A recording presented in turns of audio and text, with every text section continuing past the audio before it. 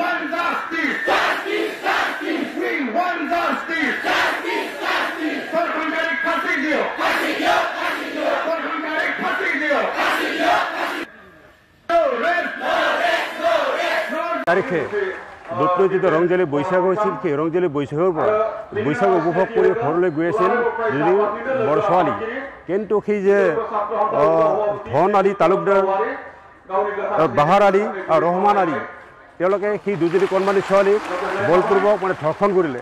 তাৰপিছত যোৱা 5 মে তাৰিখে এই যে হিৰণময় খাখৰাৰী বা তেওঁৰ নেতৃত্ব তেওঁলোকৰ ঘৰত গৈছিল যে সোধপোছ কৰিবলৈ, কিন্তু তাকে নকৰি সেই যে ধন আলী তালুকদাৰৰ মাক ৰশ্মিতা বেগম আৰু তেওঁৰ ভনী পাৰমিতা বেগম, তেওঁলোকে তেওঁলোকক ওলটা আক্ৰমণ কৰি হানি খুচি হত্যা কৰে।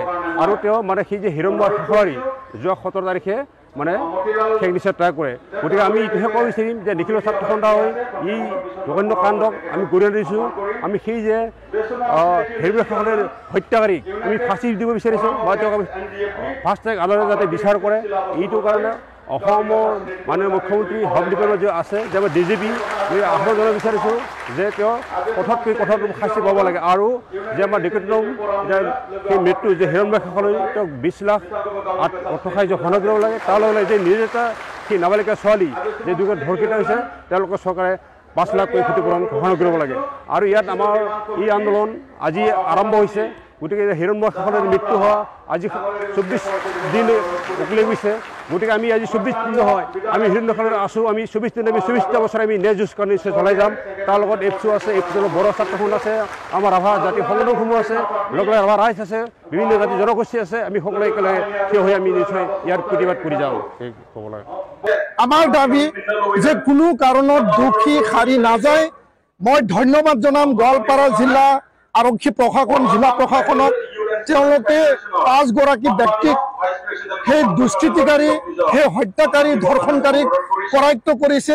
কিন্তু কৰায়ত্ব কৰাই শেষ কাম নহয়, অকল এৰেষ্ট কৰাই শেষ কাম নহয়। আজি যদি তেওঁলোকে 2-3 মাহ পিছত আৰু যদি জেলৰ পৰা তেওঁলোকে যদি ৰেহাই পায়, আমিতো কেতিয়াও বিচৰা নাই। আৰু ইয়াৰ কাৰণে আমি দাবী জনাইছোঁ ধৰ্ষণকাৰী শাস্তি পাবই লাগিব, কঠোৰৰ পৰা কঠোৰ শাস্তি। হত্যাকাৰী ফাঁচি হ'বই লাগিব। আৰু হত্যাকাৰী আৰু ধৰ্ষণকাৰী একেই মানুহে, সেই 5 গৰাকী ব্যক্তিয়ে। তো ইয়াৰ কাৰণে আমি আজি এই প্ৰতিবাদী কাৰ্যসূচীৰ যোগেদি অসমৰ মাননীয় মুখ্যমন্ত্ৰী ডাঙৰীয়া, DGP ডাঙৰীয়া, মুখ্য সচিব ডাঙৰীয়াক আমি আহ্বান জনাইছোঁ যে ফাষ্ট ট্ৰেক কোৰ্টৰ যোগেদি যিসকল হত্যাকাৰী আৰু ধৰ্ষণকাৰী পক্সো আইনৰ যোগেদি যি কিশোৰী নাবালিকাৰ ওপৰত গণধৰ্ষণ কাৰ্যসূচী কৰা হৈছিল, সেই কিশোৰী নাবালিকাৰ ন্যায় আৰু হিৰণময় খাখৰাৰী যাক হত্যা কৰা হ'ল, ইয়াৰ ন্যায় বিচাৰি পেলাই মুখ্যমন্ত্ৰী ডাঙৰীয়া, DGP ডাঙৰীয়া, মুখ্য সচিব ডাঙৰীয়াক আমি দাবী জনাইছোঁ। ফাষ্ট ট্ৰেক কোৰ্ট ইয়াতে গঠন কৰিব লাগে, তদন্ত ক্ষিপ্ৰতাৰে চলিব লাগে। আৰু SITৰ যোগেদি ফাষ্ট ট্ৰেক কোৰ্টৰ যোগেদি তেওঁলোকক শাস্তি বিহিব লাগে। We want justice. Justice, justice. We want justice.